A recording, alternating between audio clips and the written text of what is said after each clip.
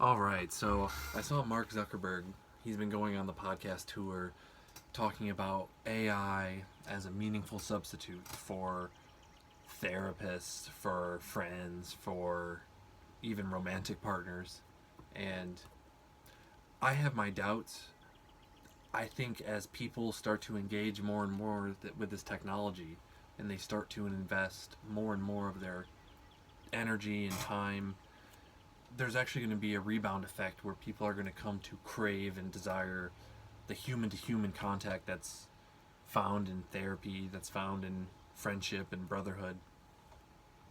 And so I think while AI is very novel right now and it's very, very cool and interesting, it's got a lot of intelligence packed into it.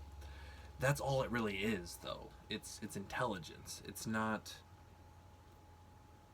a human. It's not a spirit. It doesn't have um, an emotional dimension, and so it's always going to lack a certain satisfactory element to it when it comes to forming a relationship with it.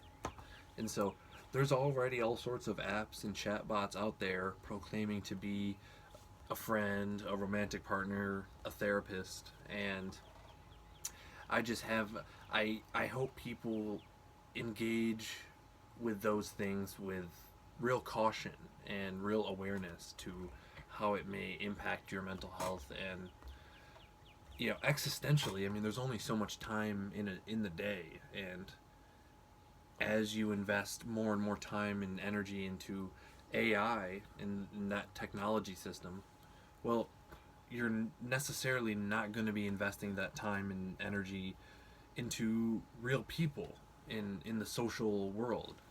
And so I think AI has a really big risk to limit and interfere with our social dimension. And so I caution people as they engage with this technology not to be mistaken, that don't get fooled by the tricks of the intelligence, because underneath it, it's sort of a hollow structure that's not, it lacks humanity. And I think that's what we're all sort of after in this connection crisis that we face. So what do you think? Can AI replace your therapist? Can it replace your friends? Can it be a companion? I'd love to hear what you guys think in the comments below. Thanks for watching.